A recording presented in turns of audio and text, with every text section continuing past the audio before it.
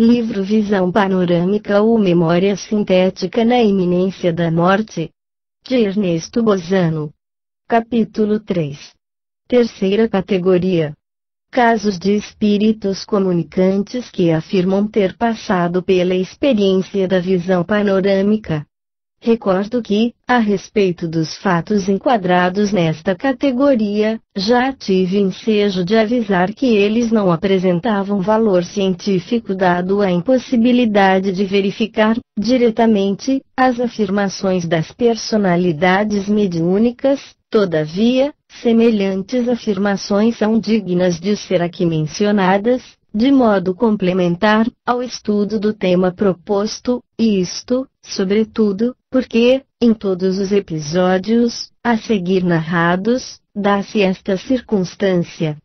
As personalidades mediúnicas comunicantes fazem menção espontânea da experiência da visão panorâmica pela qual passaram na crise da morte e nunca a pedido dos experimentadores. Como as sessões, em que foram obtidas essas informações, tiveram lugar em épocas diferentes e continentes diversos e, não raramente, na presença de pessoas que ignoravam a existência deste gênero de fenômenos, este concurso de circunstâncias, indiretamente, reveste, de certo valor, as comunicações assim feitas. Em apoio desta consideração, devo acentuar o seguinte. Se se tratasse de personalidades subconscientes, então essas personalidades não poderiam ter descrito, exatamente menos ainda de modo concordante, um fenômeno real de que os médiuns e os experimentadores ignoravam a própria existência. Ainda que se pudesse aceitar que a fertilidade inventiva das personalidades sonambúlicas não tenha limites, contudo não se pode admitir, diga-se isto em homenagem ao bom senso e ao cálculo das probabilidades, que grande número de personalidades sonambúlicas, comunicando-se mediunicamente, em momentos diferentes, em continentes diversos e na presença de pessoas que ignoram a existência de determinada categoria de fenômenos, tenham todas podido inventar a mesma história fantástica, onde os detalhes concordam admiravelmente e sobretudo concordam com uma classe de manifestações autenticadas. Segue-se daí que, quando se produzem fatos deste gênero, somos logicamente levados a procurar sua explicação em outra parte, o que equivale a admitir que eles não podem ser explicados de outra maneira senão reconhecendo a sua origem francamente espírita. Caso 13. O seguinte episódio é devido à mediunidade de eminente precursor do movimento espírita.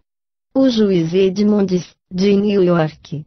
Pouco antes havia ele perdido um dos seus mais caros amigos, o juiz Peckham, da Corte de Apelação da mesma cidade, o qual morrera, tragicamente, com a esposa, num acidente de colisão entre dois vapores.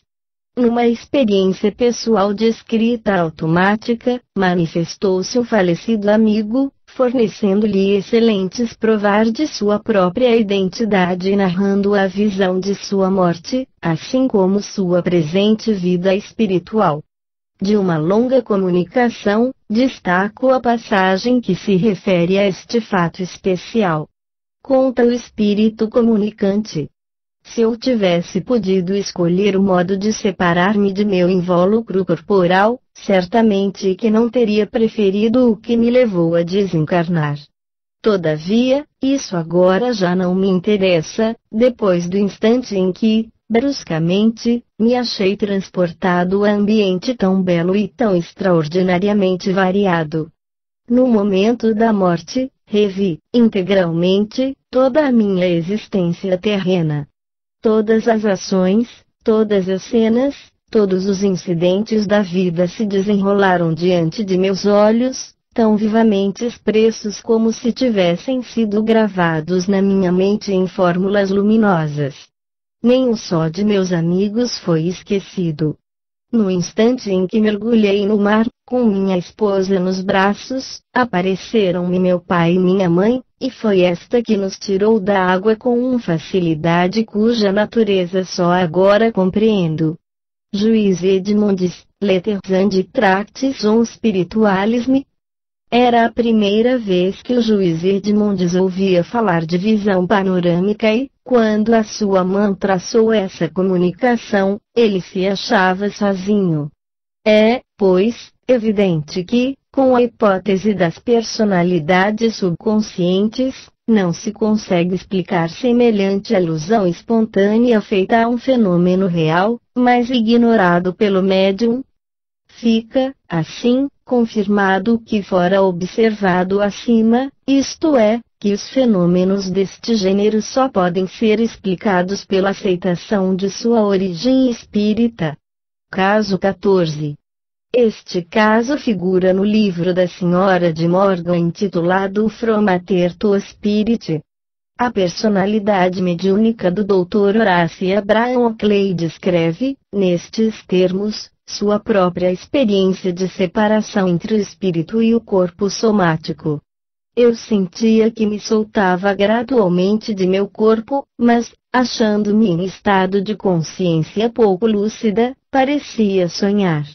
Experimentava a sensação de estar minha personalidade em duas partes que, entretanto, pareciam associadas por um laço indissolvível. Quando o organismo corporal deixou de funcionar, meu espírito pôde libertar-se completamente e então me pareceu que as partes separadas de minha personalidade se recompunham em uma só. Simultaneamente senti-me levantado acima de meu cadáver, a pequena distância dele, de onde via distintamente as pessoas que rodeavam o meu corpo.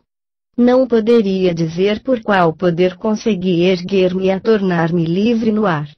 Depois desse acontecimento, suponho ter passado um período bem longo em estado de inconsciência, o que, aliás, acontece frequentemente, se bem que tal não acontece em todos os casos, deduzindo do fato de que, quando tornei a ver meu cadáver, achava-se ele em adiantado estado de putrefação.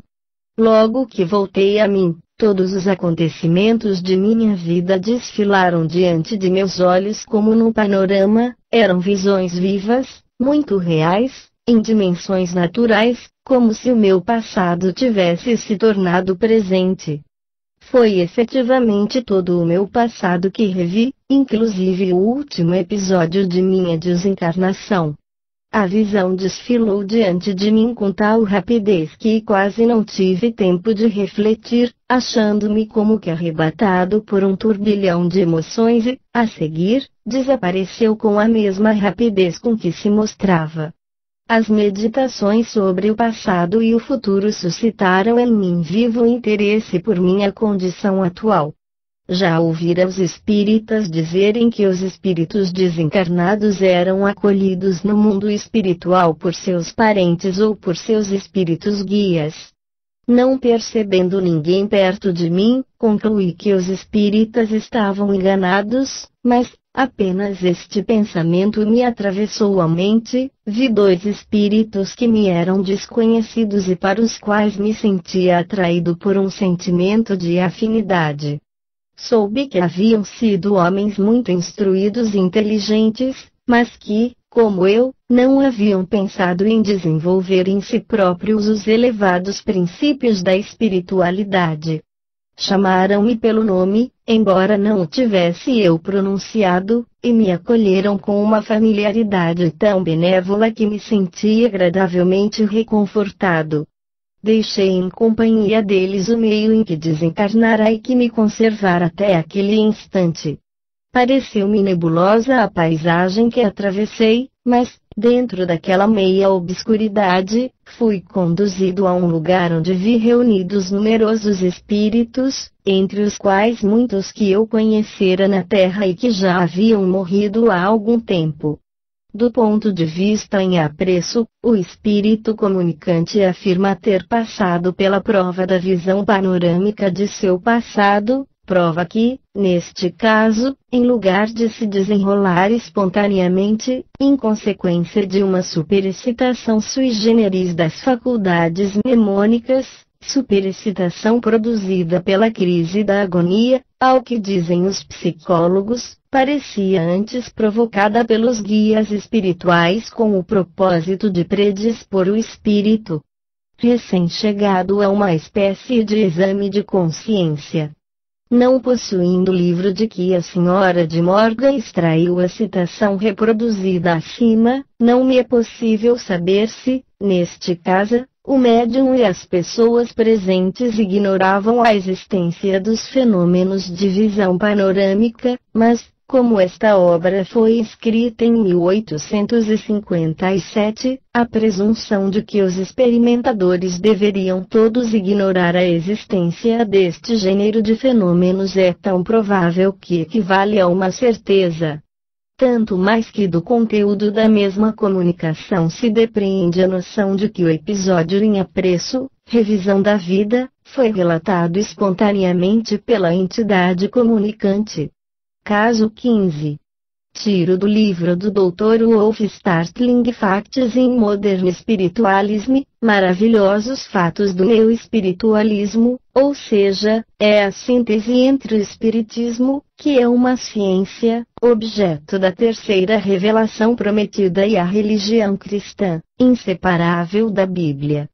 Jimmy Nolan, o espírito guia da célebre médium Sra. Ulysse, espírito que afirmou e demonstrou ter sido soldado na Guerra de Secessão norte-americana e haver morrido de tifo no hospital militar, assim respondeu às seguintes perguntas formuladas por um dos experimentadores. Pergunta: que impressão tiveste de tua primeira entrada no mundo espiritual? Resposta: parecia-me que despertava de um sono, com um pouco de atordoamento a mais. Já não me sentia enfermo e isso me espantava grandemente. Tinha vaga suspeita de que algo de estranho se passara, mas não sabia definir de que se tratava. Meu corpo estava estendido no leito de campanha e eu via bem. Dizia para comigo mesmo: que estranho fenômeno. Olhei ao derredor e vi 3 camaradas meus, mortos nas trincheiras diante de Vicksburg e que eu mesmo enterrara. Entretanto, ali estavam na minha presença. Olhavam-me, a sorrir. Então, um dos 3 me saudou, dizendo: bom dia, Jimmy, também és um dos nossos. Sou dos nossos. Que queres dizer? Mas que te encontras aqui, conosco, no mundo dos espíritos. Não te apercebes disto? É um meio onde se está bem. Estas palavras eram muito fortes para mim. Fui presa de violenta emoção e exclamei: meu Deus! Que dizes? Estou morto? Não, estás mais vivo do que nunca, porém te encontras no mundo dos espíritos. Para ficares convencido, não tens mais do que olhar para teu corpo. Com efeito, meu corpo jazia inerte, diante de mim, sobre uma tarimba. Como, pois, contestar o fato? Pouco depois chegaram 2 homens que puseram meu cadáver em cima de uma prancha e o transportaram para perto de outro carro, em que o meteram, subiram a boleia e partiram. Acompanhei então o carro, que parou à borda de um fosso, onde meu cadáver foi arriado e sepultado. Fora eu o único assistente de meu próprio enterro. Perguntar: quais as sensações que experimentaste na crise da morte? Resposta: a que se experimenta quando o sono se apodera da gente, mas deixando ainda que se possa lembrar de alguma ideia que tenha tido antes do sono. É o que se dá por ocasião da morte. Mas, um pouco antes da crise fatal, minha mente se tornara muito ativa, lembrei-me subitamente de todos os acontecimentos de minha vida, vi e ouvi tudo, que fizera, dissera, pensara, todas as coisas a que estiver associado. Recordei-me até dos jogos e brincadeiras do acampamento militar, gozei-os como quando participei deles.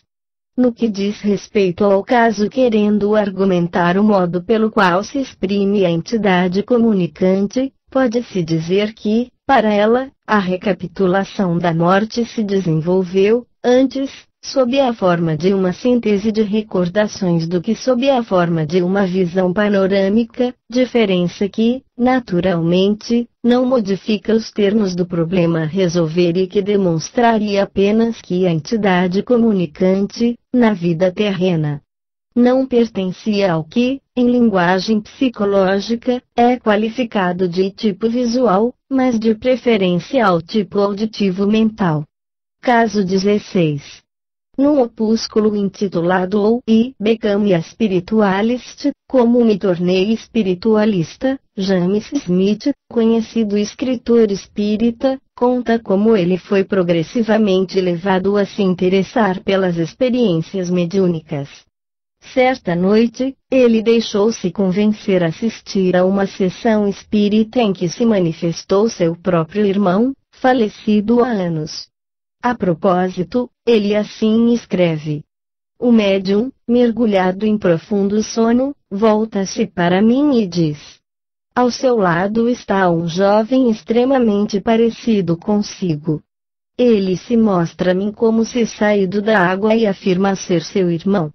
Quando tomou posse do médium, o recém-vindo descreveu sua morte por afogamento, acrescentando que, no momento supremo, passaram diante de seus olhos, em traços rápidos e como que em panorama, os acontecimentos de sua vida inteira, seguidos de outro panorama, onde se delinearam todas as circunstâncias, não ainda vividas, do resto dessa mesma existência, tal como deveria desenrolar-se caso ele houvesse escapado à morte e continuado a viver até o termo natural de sua vida terrena. Esta última afirmativa do espírito comunicante quer dizer que, na visão espiritual, desfilaram, em panorama, os acontecimentos do resto de sua existência, a mesma que deveria realizar-se caso não sucedesse o acidente fatal e ocasional de morte por asfixia. Parece, ao menos, inesperado e curioso, ainda que não seja, no gênero, o caso único na minha coleção de fatos. A sua natureza sugere considerações novas e interessantes sobre o tema do livre-arbítrio, do destino e da fatalidade, considerações que, bem entendido, me abstenho de formular, em vista da insuficiência do equilíbrio das bases sobre as quais se apoiam. Contudo, do ponto de vista da abstração filosófica, que permite dela nos afastarmos, à vontade, no campo das ideias, tal indício de uma nova concepção do ser, em relação ao fatalismo, merece ser considerado em face dos horizontes inexplorados que permitem ao pensador entrever. Caso 17. A senhorita Lilian Whiting, conhecida autora em assuntos espíritas, relata, na Light, interessante sessão realizada por uma de suas amigas com a senhora Keller, médium com quem o Dr. Hodgson realizou longa série de experiências. A essa amiga se manifestou uma entidade desencarnada pouco antes, a quem ela perguntou quais haviam sido suas primeiras impressões no mundo espiritual. São as seguintes as palavras da senhorita Whiting. A entidade se lembra de ter atravessado um período de longa inconsciência. Depois do que despertou subitamente ao som de uma voz que conhecia, ao que se seguiu música paradisíaca, tudo tão surpreendente de maneira a não poder ela compreender como essas música e voz se fizessem ouvir no seu aposento. Então, ela viu surgir uma árvore de luz que, gradualmente, se tornara resplandecente. A seguir, apareceram-lhe rostos de numerosas pessoas queridas, gente falecida havia muitos anos. Diante de tal espetáculo, foi tomada de surpresa e, quase apavorada, se perguntava o que podia ter acontecido e qual o significado de tudo isso. De repente, foi-lhe revelado que acabara de passar pela transformação a que as vivos chamam morte. Nesse momento, a relatora reproduz as palavras exatas da entidade, que se exprime da forma abaixo. Num relâmpago, tudo o que eu fizera durante a vida e tudo o que eu realmente havia sido me foram mostrados em panorama perfeitamente igual ao que se espera na hora do juízo, porque, realmente, na visão que sucessivamente se desenrolava diante de mim, nos êxitos e insucessos de minha vida, eu avaliava exatamente o bem e o mal que estavam contidos nela. Neste caso, a visão panorâmica não se produziu na ocasião da morte, mas já na vida espiritual, depois do período de inconsciência ou de sono. E o desenrolar da visão está descrita pela entidade como a hora do juízo, hora em que a significação intrínseca moral e real das ações praticadas na existência terrena se revela inexoravelmente e é desvendada ao protagonista desencarnado. Saliento a que ponto todos estes detalhes, e muito curiosamente, estão de acordo com as doutrinas das escolas ocultistas no que se refere à distinção estabelecida entre a visão panorâmica que se produz na iminência da morte e a que se produz visão já na existência espiritual. A primeira é uma síntese recapitulativa, a segunda tendo caráter de julgamento com a sua sanção, que se desenrola automaticamente em virtude da natureza intrínseca do espírito e que é o prelúdio de seu destino, ou gravitação do espírito para a esfera a que está destinado. Isto se produz unicamente pela aplicação do princípio que governa o universo físico e psíquico. É a lei das afinidades. Caso 18. Colho dos Proceedings of T.S.P.R. Sabe-se que, em certas sessões em que operava como médium a Sra. Piper, manifestou-se uma entidade que afirmou ser o conhecido escritor inglês George Eliot. Assim, na sessão de 5 de março de 1897, Eliot descreve ao Dr. Hodgson o seu despertar no mundo dos espíritos. Experimentei, repentinamente, a mais bela, a mais indescritível sensação de liberdade que se possa aspirar. Reconheci que os ideais de minha vida haviam sido literalmente grosseiros em confronto com os verdadeiros ideais. Apenas separado do corpo, que sempre fora um enigma para mim, tive a prova de ter me sempre enganado em minhas suposições. Pouco depois desse momento, surgiram ao meu espírito, e num relâmpago, as recordações de minha vida inteira. Cada palavra, cada pensamento, que passara pelo meu cérebro, cada ato de minha existência, desfilaram diante de mim como em maravilhoso panorama. Nada mais extraordinário do que meu despertar no ambiente espiritual, onde os aromas balsâmicos são de natureza indescritível e ultrapassam, em suavidade, os poderes da compreensão humana. Jamais vivente algum poderá formar concepção remota desta verdade. É simplesmente impossível sugerir uma pálida ideia desta existência maravilhosa e torná-la acessível à mente dos encarnados. Para compreendê-la, seria preciso conhecê-la. Durante minha vida, frequentemente me absorvia em profundas meditações e deixava meu pensamento rumar para o fantástico, presumindo que algo deveria existir para lá do sepulcro, mas eu não conseguia formular uma ideia. Aqui, como já vos disse, tive uma visão de minha vida inteira e recordei-me de todos os pensamentos que surgiram fugidiamente em meu espírito. Em seguida, fui presa pelo tormento dos remorsos que, contudo, não duraram muito tempo. Talvez a duração de alguns de vossos dias. Decorrido esse tempo, senti-me invadido por uma sensação de extrema felicidade como igual eu não havia nunca experimentado durante minha existência terrena. Nada mais perturbava minha alma. Senti-me livre, exultante. E entoei um hino de amor, compreendendo que, também eu, constituía uma partícula integrante do amor universal. Novamente, neste caso, a experiência da visão panorâmica produziu-se depois da crise da morte. Também nesta circunstância, manifestou-se o tormento dos remorsos, em seguida ao desenrolar da visão.